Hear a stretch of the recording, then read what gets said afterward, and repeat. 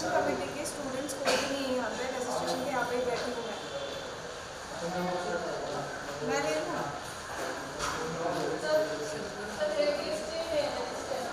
Every other auspicious occasion, let's start this event by offering our prayers to Ma Saraswati and conduct our customary lamp lighting ceremony as a tribute to Mother Saraswati, the embodiment of knowledge. For this, we will request our Honorable Chief Guest, Mr. Sachin Kher, Guest of Honor, Mr. G. Venkatraman, Executive Director, Wing Commander PVC Patil Retired, Consultant Director, Professor T.R. Karnure, Director, Dr. Asutosh Misal, Head Corporate Relations, Dr. J.G. Patil, to please come.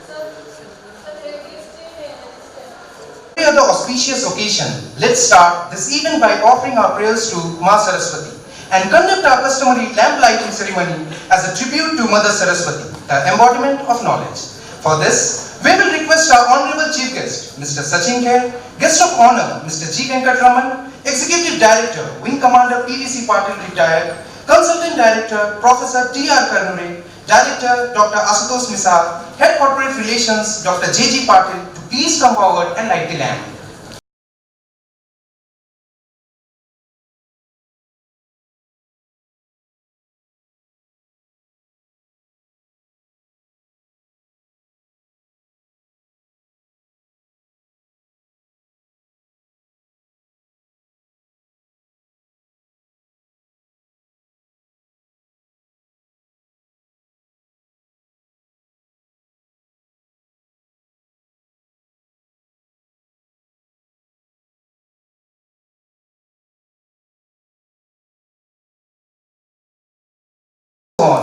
The world has become a global village where you can get to know everything about everyone. The days have changed from generalist to specialist to multi-specialist. Talents with multiple and cross-functional skills are intellect and exigent. Disruption in all arenas have become inevitable. Academics are also not an exception to this. Research in a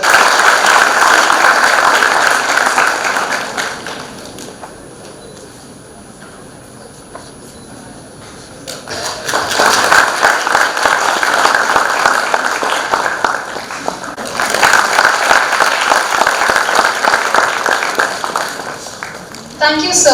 And I request Consultant Director Professor D.R. Kanure to felicitate our Guest of Honor, Dr. G. Venkatraman.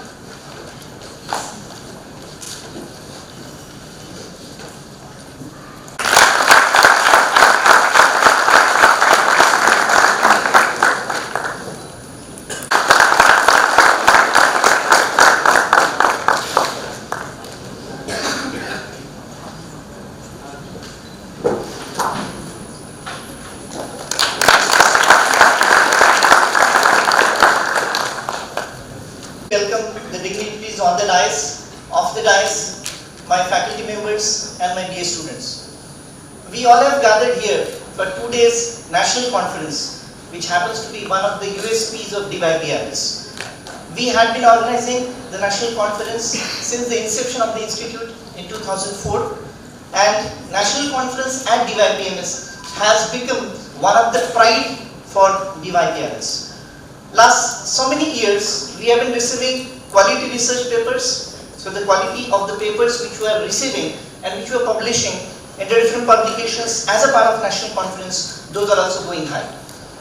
Let me welcome today the chief guest, Mr. Sachin Kher, the guest of honor, Dr. G. Venkatraman from IIM Indore, Wing Commander PVC Patil sir, Executive Director DYPIMS, Dr. J.G. Patil sir, Head Corporate Relations DYPIMS, and Professor Karnure sir, Consultant Director.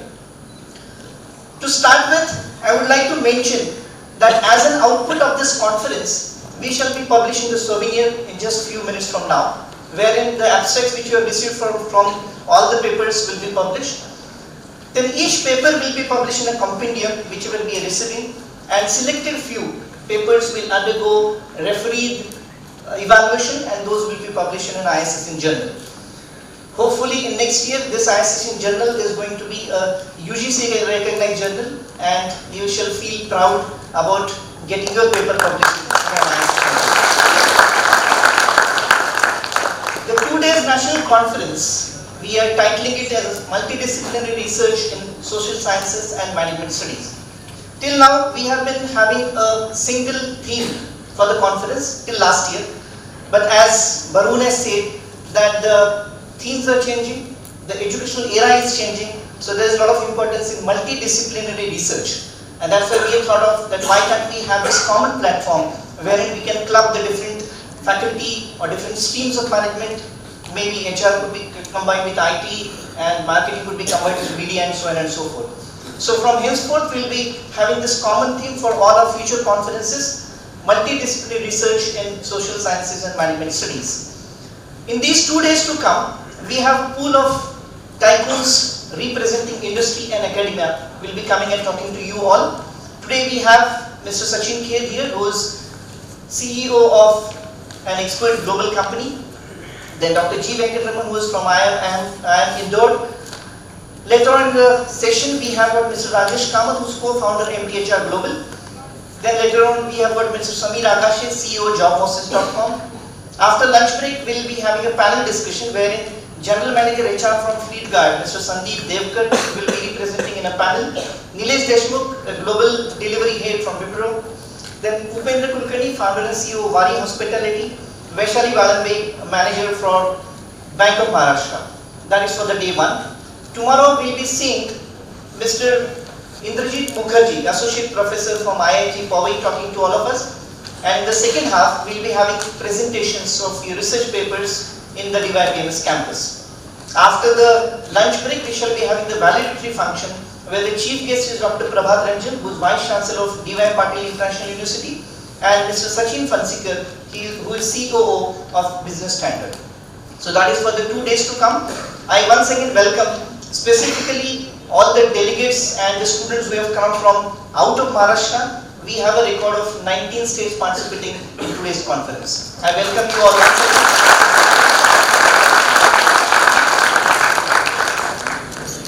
Thank you, sir, for your earnest welcome address. I now request Dr. J.G. Patil, Head Corporate Relations, to enlighten us.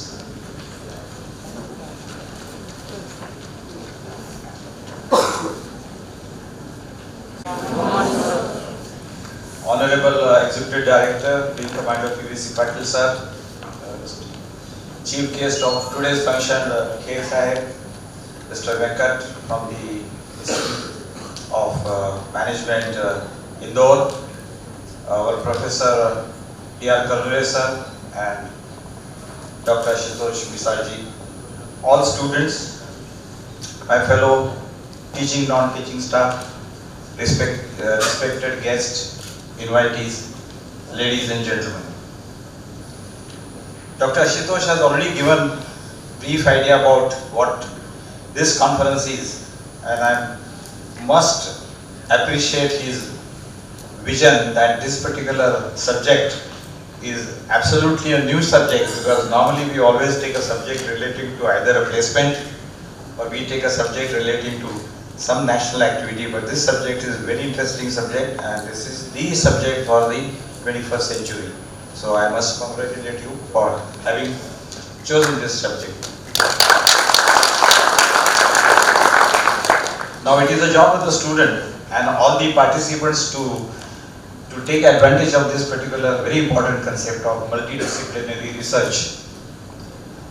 This national conference on economics, social science and research shall serve the purpose and shall work as platform for national and international exchange of ideas, collaborations and cooperation.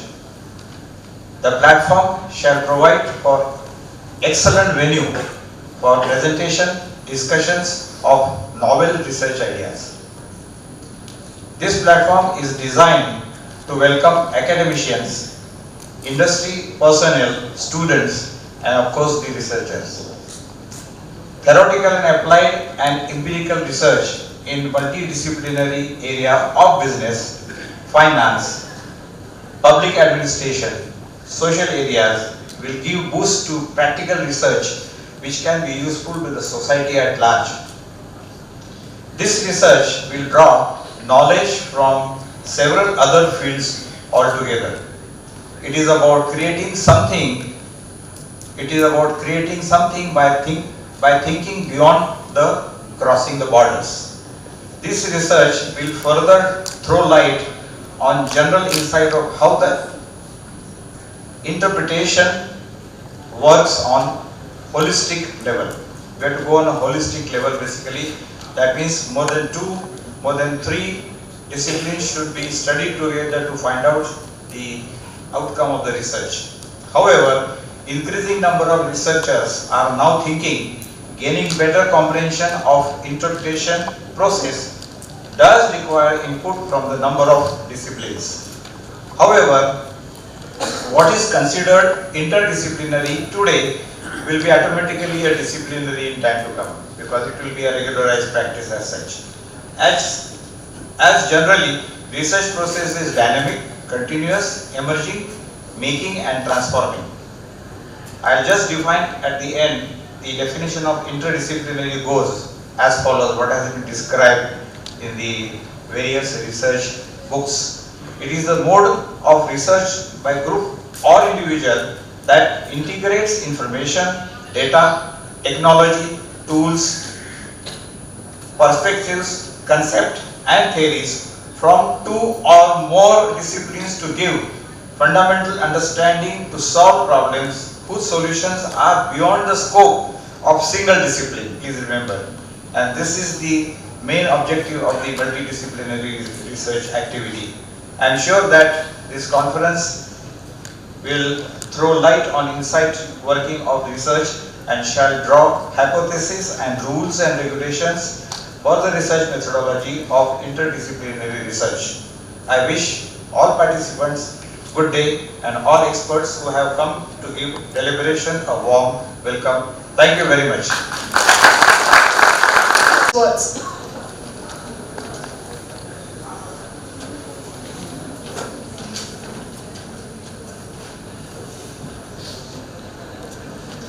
Good morning, everyone. Chief guest for today's function, Mr. Sachin Kher. He is the co-founder, director of expert group of companies where more than 1,000 employees are there. Guest of honor, Dr. Venkatraman, is from IIM Indore.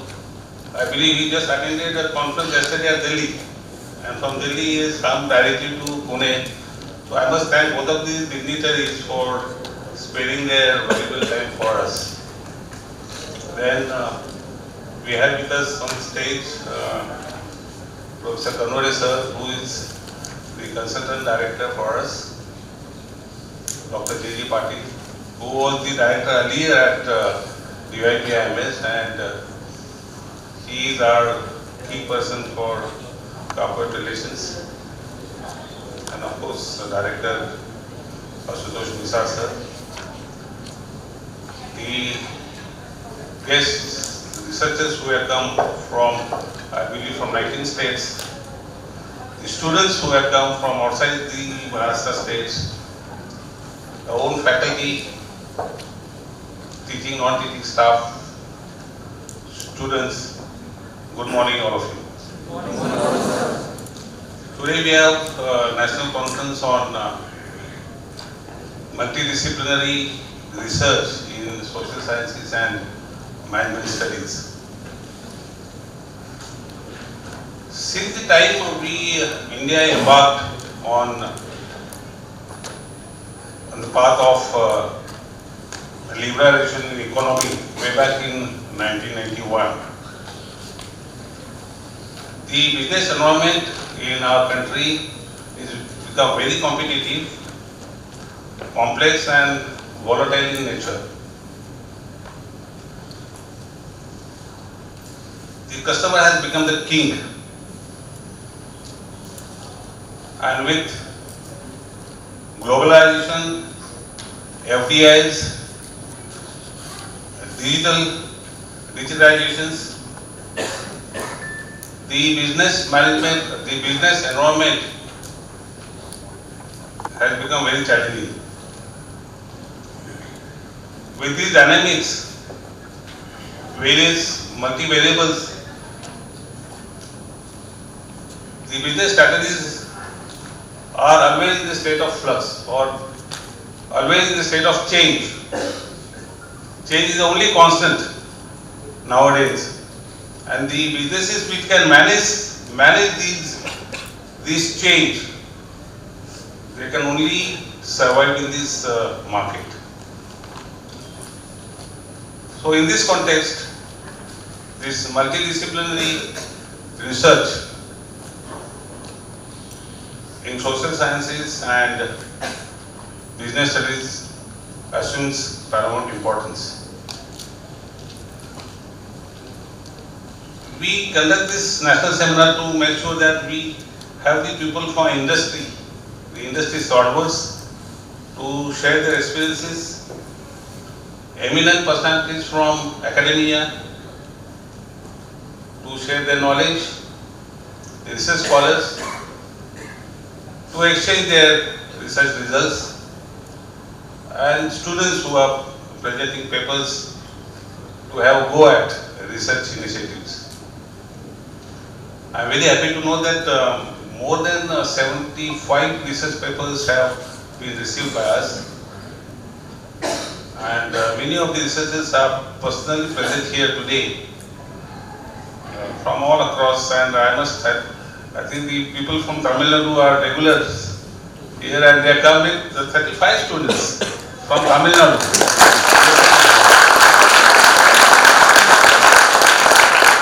There are other students from other states. So I must appreciate all of you who have come all the way from your places. And these 2 days, you will witness various sessions from various experts from industry, academia, from the research scholars. There will be good exchange of knowledge which will benefit all of us. And with this, I once again appreciate the dignitaries on the dais, off the dais for sparing the valuable time, and I wish this national conference a great success. Thank you. Sir, we now proceed to the release of the souvenir at the hands of the chief guest.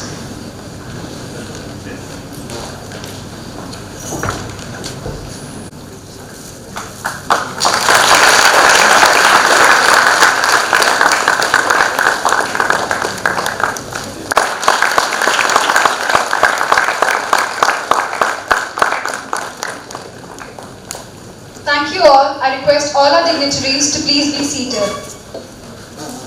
Currently an associate professor in the area of humanities and social sciences, IIM Indore.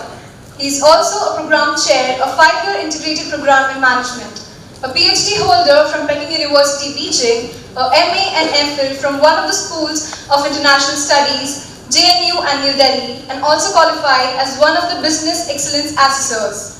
Thereafter, an inspiration to be an academic brought him to India. Later, he relocated to India to join IIM Kozhikode as assistant professor in humanities and liberal arts and management area. In the last few years, he has designed and delivered courses like business ethics, understanding emerging markets, national systems approach, geopolitics, and international business at postgraduate level. At undergraduate level, he has designed and delivered courses like political theory, international relations, and world politics. He has recently completed a project on BRICS countries. He is an adjunct fellow of the New Delhi-based Institute of Chinese Studies. He is perhaps the only faculty in IIMs to have a native speaker's fluency in Mandarin. I would now request Dr. Venkatraman to inaugurate us with his talks. Please put your hands together for Dr. Venkatraman.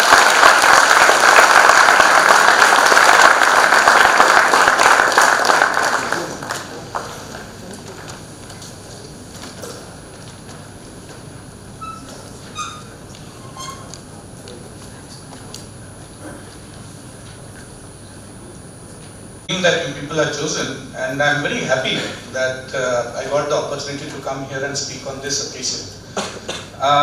Talking about multidisciplinary approach in social sciences, this is quite close to my heart because in fact currently 2 of my colleagues in IIM Indore, one Professor Swapnil who is in strategy area and another Professor Sneha who is in economics area, We three, belong to three different backgrounds. Me, political science and China studies.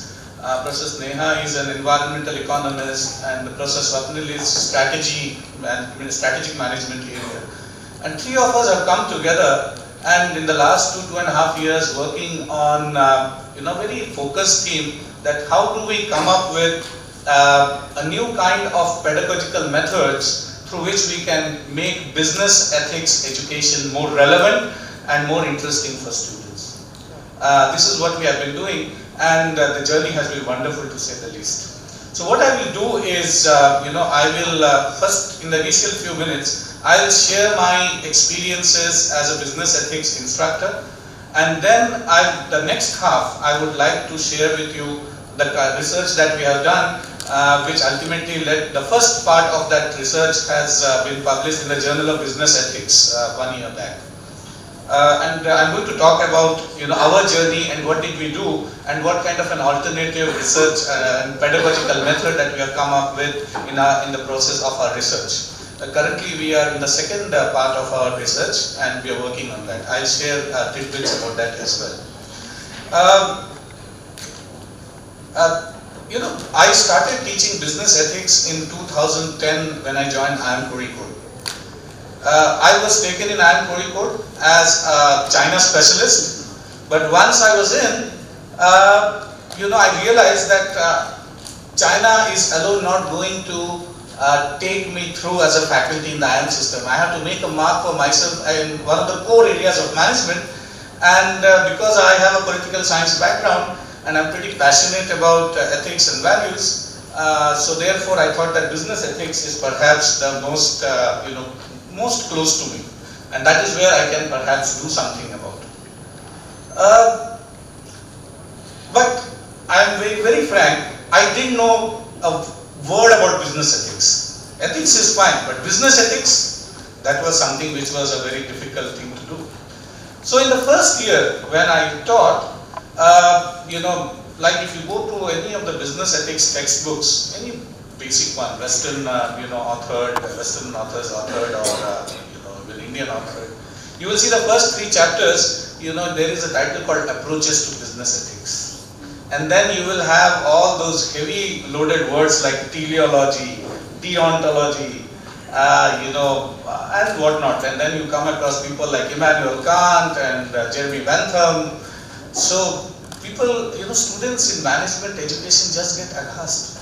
So my first reality check was that. So one day when I finished, delivering a lecture on teleology, deontology, at the end of the class, one of my students came and said, "Sir, all this is fine, but what is it that, management students have got to do with this?"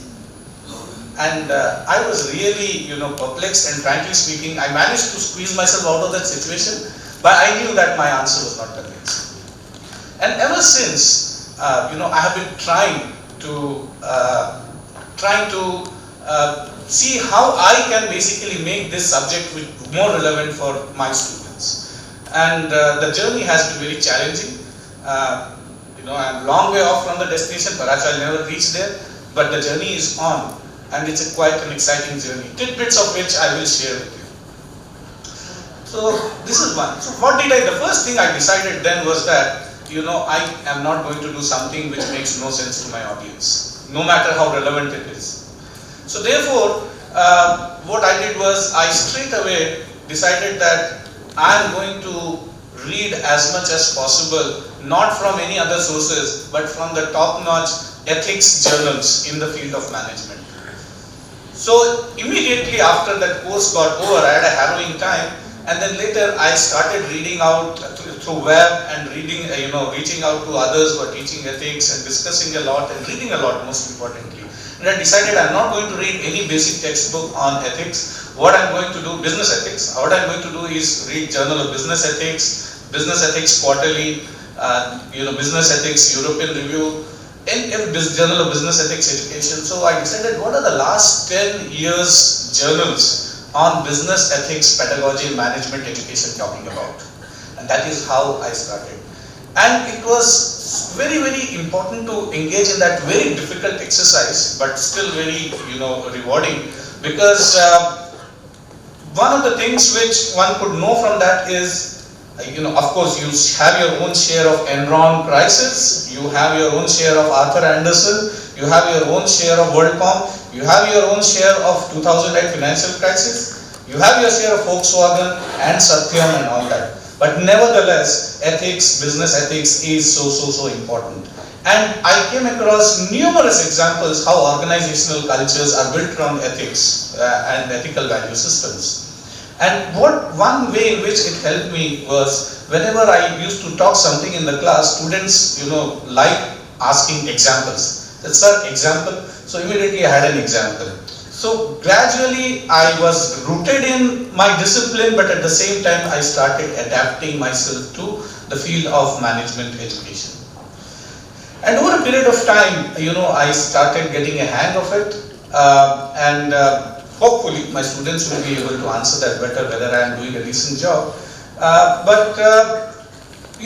I started having some very few basic questions in the first class itself. For example, students come with the impression that business ethics is an oxymoron, a very fashionable statement, oxymoron. Business and ethics cannot go together. That is the first thing. So I say, let's take this head on. The second thing is, my value systems are already established. मुझे सब पता है क्या सही है क्या गलत है, अब हमको कोई सुधार नहीं सकता है. I'm fine. That is the second thing.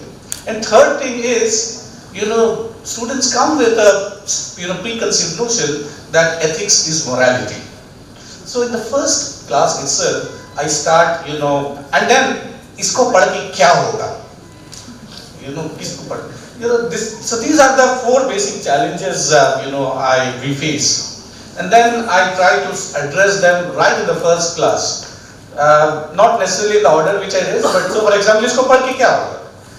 इसको भी पढ़ के क्या होगा? I mean, people after doing engineering, they write CAT. तो engineering पढ़ के क्या होगा? कुछ नहीं होगा. अब स्कूल में चार्ल्स लॉ, बॉयस लॉ पढ़े थे, पढ़ के क्या होगा? कुछ नहीं होगा. So to come forward, by specializing in marketing, you don't become a Philip Kotler, do you? तो marketing क्यों पढ़ रहे हो? By doing financial derivatives course, you don't become a George Soros. By doing strategy management courses, you don't become Michael Porter. So then why are you asked? Why have such an instrumentalist view about education? ये करने से ये होगा, ये करने से ये होगा, ये करने से ये होगा. That is something we as instructors and as students also. It's never too late, but we cannot have an instrumentalist purpose for each and everything in education, including management education. Management education is no different from others. We are not in an island, right? We are in the society. Another important question that, coming back to this distinction between morality and ethics is pretty interesting. I asked, or I'm asking you also, when you were in your school, you did moral science, isn't it? You did not do ethical science. But when you come to business schools, you do business ethics, you don't do business morals. Similarly, corporate organizations today, they have chief ethical officer. They don't have a chief moral officer. Some of the extreme right-wing organizations do have chief moral officer. But chief ethics officers, compliance or ethical compliance officer, why not moral compliance officer? Is there any difference between ethics and morality? And last but not the least, people have this notion that ethics though is all about sermonizing. No, it's not. Because the preconceived notion is you talk about the only idealistic things in the world. And how do we counter that? I'll give you two examples. There are many examples I can right now because of time. I'll give you two examples. It seems, there was a massive police raid in one of the, drug-infested towns in Sicily. Sicily is in Italy. And so therefore there was a massive raid. And all kinds of things were recovered, but one of the interesting things that were recovered was, for lack of a better term, the HR recruitment policy document of that mafia. And right in the first clause it is written, those of you who wish to join us should have a high degree of loyalty. Loyalty. So even mafia needs ethics. I'll give another example. Many of you, some of our older colleagues are sitting here. I don't know how many of you would have seen or interested in Amitabh Bachchan's movies of 70s and 80s. There's this famous movie called Zanjeer. Amitabh Bachchan is the police guy and Pran, the great actor, he is the villain. So these are the two protagonists, and in one of the scenes, it is Pran the villain who saves, Amitabh Bachchan the inspector. And then Amitabh Bachchan says, "देख के अच्छा लगा कि चोरों के भी उसूल होते हैं." And then Pran retorts by saying that, "चोरों के भी नहीं, चोरों के ही तो उसूल होते हैं." So so there are a lot of gray zones. And last, I mean again, there are so many lasts here. So the point is that the idea of teaching ethics to you, first of all, business ethics, is not about telling you what is right and what is wrong. That is what you did in school. The idea of telling you what is, in ethics, business ethics, is that when I ask you how do you respond in such situation when you confront an ethical dilemma, you have a knee-jerk reaction and you take a certain standpoint. But you yourself don't know why are you doing what you are doing. So business ethics education, basically, one of the primary motives is to make you think internally, why do you do what you do? And once you do that, you will see that there are multiple perspectives of doing this and approaching a certain ethical dilemma. And that basically makes you more sympathetic and empathetic to others' concerns. Because once you, so for example, if I say, that there are two things. One is ethical decision making. One is, how do you do ethical decision making? There are two aspects of it. One is the external ecosystem. So before taking any decision, you should ensure that you're listening to all the stakeholders, you know about all the things that are happening outside. But then, there is another ecosystem, and that is the internal ecosystem within you. How, you can put yourself in other shoes. How, you think that, who will get harmed by something what you do, who will get benefited.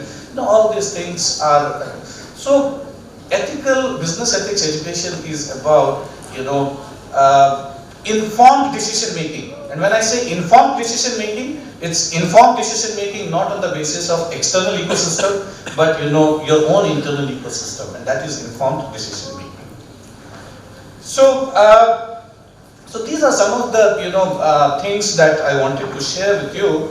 Now I'll come back to what our research method, the integrated live case approach is the approach that we call this as. So it was 2015, February 23rd, I joined IIM Indore, and then the same month, another colleague joined Professor Swapnil. And as we were having a walk, somewhere around September, latter half of September, so after September 18th. September 18th is a very critical date. September 18th is the date 2015 when the world came to know about the Dieselgate scandal of Volkswagen. That a defeat device was planted and etc. etc. So then, the second term was going on. We teach ethics in the second term. And he was telling me, so what do you do in ethics? And then that is how our conversation started. And that conversation actually has led us very far today, where we are collaborating on very interesting things. We ended up writing a case on Volkswagen itself, the Dieselgate scandal, and it's registered in our case center. So, when I started talking to him, I realized that he posed me very, very challenging questions.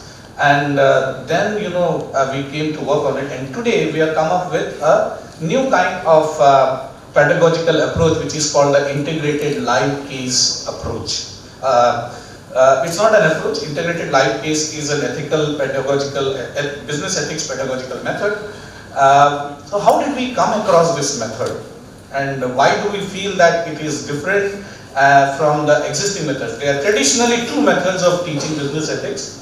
One is the lecture mode, and another is the case method. For our purposes, we feel that the case method and the lecture method both are belonging to the purview of traditional delivery systems. Nowadays, you have contemporary delivery methods. For example, role play, simulation, and and this is one approach that we said we have come with an alternative approach, integrated live case framework or method. So this is the integrated live case approach that we are talking of. So what did we do? To satisfy ourselves of some of the questions that we raised in the process of research, we went through 408 articles in top-notch business ethics journals during the period 2005 to 2015. We focused on that. So therefore, we did an extensive review of literature, and we went to leading ethics journals such as Journal of Business Ethics Quarterly, Business Ethics European Review, Journal of Business Ethics Education, and we went through all this. Then we went on, in all these journals, we searched for articles on education and articles on ethics. We also went through some of the management pedagogy journals on education like the Academy of Management Learning and Management Learning. So the review was done in multiple stages. The first stage we read through the abstracts of the 408 articles, and then we came across what are these articles talking about, and we call them domains. So these domains that these articles focused on, they were clubbed under three things, namely approach, content, and delivery. Yeah. So then what is approach? What is approach? Approach is basically that which outlines the philosophical stance adopted in a certain paper, whether it is normative or positive. What do you mean by normative or positive? Normative means basically the approach is something which is theory laden, which is norm based, or the approach is somewhat based on real world connectedness. Second is domain is content. So when we are talking of content, we are talking of two things basically. One is the depth and another is the breadth. So therefore, if I am talking of, say for example, something like teleology or utilitarianism or deontology, I go to the in-depth study. How do I look at a certain ethical dilemma? And then another way of looking at it is, which the case method does, is through breadth. So therefore, you have an ethics course. So therefore, one session is based on ethics in HR. Another session is based on ethics in marketing. Another session is based on ethics in finance, etc., etc. So therefore, you cover a wide gamut of topics through case method. The third is delivery. How do you deliver what depending on the approach and depending on the content? Our research says that unconsciously, subconsciously, whatever the teacher does on the basis of the approach that he or she has adopted and the content that he or she has brought in, you automatically bump into a certain kind of delivery system. So for example, if you are going by the lecture method or the theory method, then that your approach is theory laden. So then what that leads to is basically depth. And once you go for depth, then you basically are functioning under the assumption that I am on the sage on the stage. So therefore, the delivery mechanism also happens to be traditional lecture-based method. This is just to give you a small example. So therefore, the approach is all about where, what, which. So it is a philosophical stance adopted by the paper, and it traces the origin of the motivation for the ethics pedagogy course. So core philosophy, whether it is normative or positive. What is the viewpoint of the instructor or the author? Where is the paper situated in the spectrum, ranging from overarching frameworks and the gambit of business operations? So the ultimate aim is to develop robust skill sets in participants to integrate ethical concepts into practice.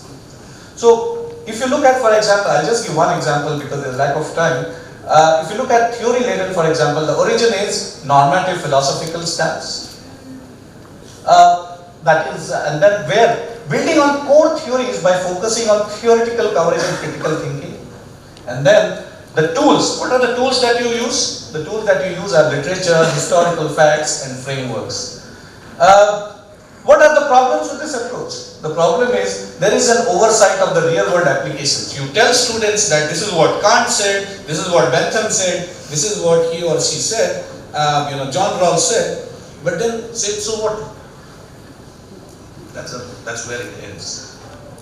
If you look at the widely used case study method, the focus is application of frameworks to real world issues. So okay, we are doing the Johnson & Johnson Tylenol crisis, so therefore the Tylenol should be recalled or not by James Burke, CEO.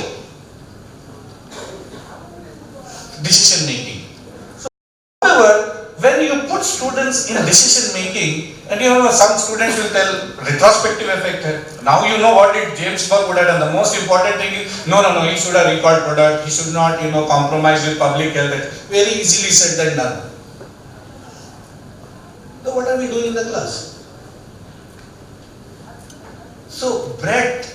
When you are talking of breadth, the case-based method is also challenged in certain ways. So therefore, the challenge is basically, to supplement case-based method also with certain kind of theoretical rigor as well. Otherwise, you don't know why you are saying what you are saying. And more importantly, breadth also depends on the situation. Are you talking of breadth? Say, for example, in a huge business organization, you have different business functions. You have marketing, you have strategy, you have finance, you have HR. So therefore, are you talking of all the internal stakeholders? Or you are also talking of external stakeholders like government and NGOs, which have become very, very important in today's world. Or are you talking of individual alone, or you are talking of business alone, or you are talking of society alone? But we know that in the real world, any individual alone cannot make a difference. Any good organization alone cannot make a difference, and society alone also cannot make a difference. So we need an integrated approach. So now we are done with the approach, that is where, what and which. Now the question is who. So now that I have adopted a certain pedagogical tool which is theory laden or real world, real connectedness, the next question is whether I will go for the depth or whether I will go for the breadth. How do I go about doing it? So therefore the questions are, who is the primary assessee? Who comprises the primary constituency? Individuals, organization or society? And then what is the primary function or objective that is under the scanner? So, it can encompass theoretical frameworks and concepts as well as applications in decision making and management practices. Now, again, if I go by depth, which I am taking the theory line again to give an example. In the theory, you are at most talking of one or at most, two, nothing more than that. Now, if you look at who, ethics courses are designed for critical scrutiny of one or two particular management functions. So, for example, let's say that if I am talking of shareholders theory and the stakeholders theory. So, shareholders theory, Milton Friedman, he said that the only business of business is to do business. So, this is the theory. And the stakeholder theory by Edward Freeman, he talks about four things, that is the separation fallacy, integration thesis, responsibility principle and open question argument. Okay, fine. No. So what? So, ethics courses designed for critical scrutiny of one or two particular management functions. The focus is, only on one or two constituencies. They are quite detailed. Assessment of only the focal subject. So everything else in the ecosystem is given a pass. So what happens here? The gap, there is a gap. The gap is lack of focus on interlinkages across business functions. Therefore, it lacks a comprehensive view. Similarly, if I look at the gap in the case method, they are topical, as I said, ethics and HR. Any business organization does not function only on the basis of HR. Similarly, any ethical climate, any kind of ethical climate in any organization does not get built only by marketing people or by strategy people. So you need a very strong functional kind of linkages. So sometimes institutions, business organizations can also come with ethical breakdowns, not because they are unethical, but perhaps the organizational communication between between the various functional areas in a certain organization is not healthy. So that that communication gap has led to the ethical breakdown. And the third question is, as I said, now approach and content is there. Third is D, delivery. So, okay, I have decided that I will go for theory laden and I will go for the depth. Now, as I told you earlier, our research shows us that invariably, what kind of delivery mechanism one instructor adopts is subconsciously bound into or unconsciously also bound into, depending on what approach and content he or she has chosen. So therefore, one is lecture-based method, and another is, what do you call the case-based method, and there also you have problems. So therefore, our ACD is, what we call our ACD framework. What is this ACD framework? Step 1. So first, if in business ethics pedagogy, when you are designing, and let me tell you, one of my colleagues, Professor Swapnil, with whom I was working, recently he presented a paper, how this ILC can be used to overcome some of the deficiencies which have been raised by the strategic management faculty. How do we teach strategic management better? And in the strategic management forum, he said how ILC as an approach can be used even in strategy, not only in ethics. So ethics is only one way through which we are, bringing this forward. So where are you in your philosophical stance? That is how you start with. Second question is, who is your primary constituency? And third is, how do you plan to teach the course? So our ACD framework is based on the typical approach thus far. So approach is theory laden and real world. Then you go to content, which again is depth and breadth, and again you have delivery. So therefore you see each one gets connected to the other. So where are you in your philosophical stance? Who is your primary constituency? How do you plan to teach them?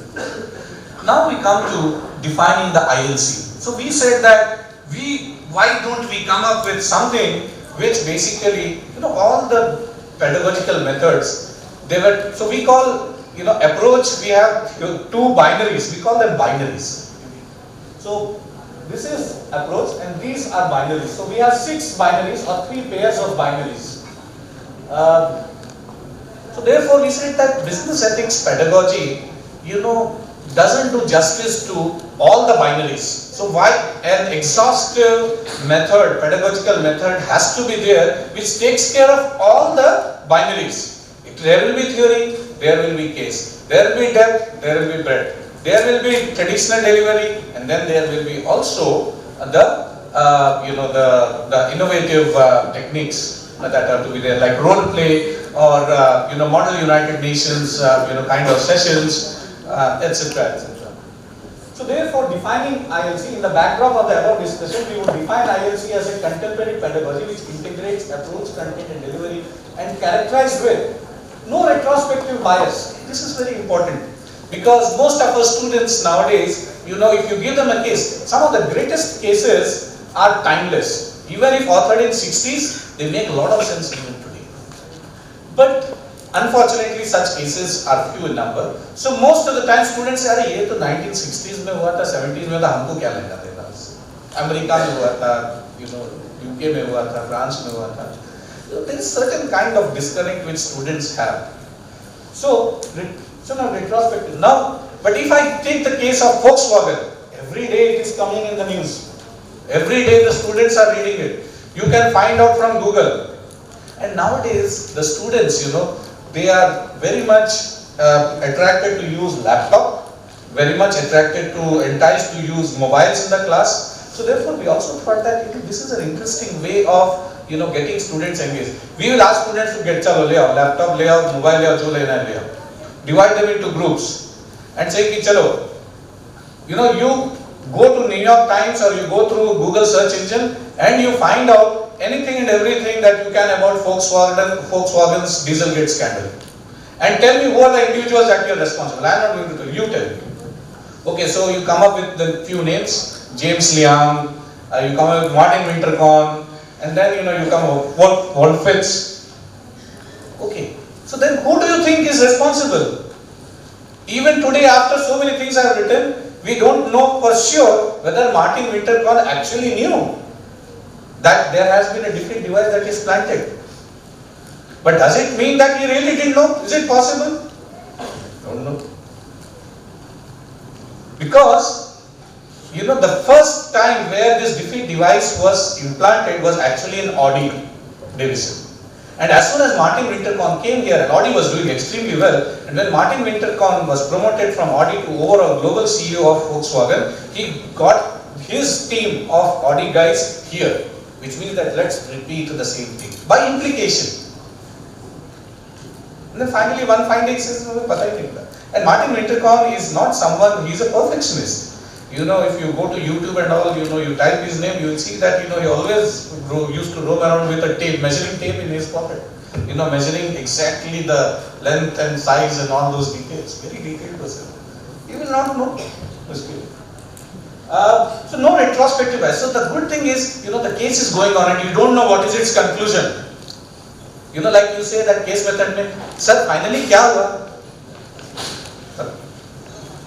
But इसमें तो पता ही किसी को नहीं पता है क्या हुआ. Possessing temporal proximity. This is what I was talking about. It is happening right in front of your eyes. If I tell you that in 1970s, James Burke, decided to withdraw Tylenol tablet because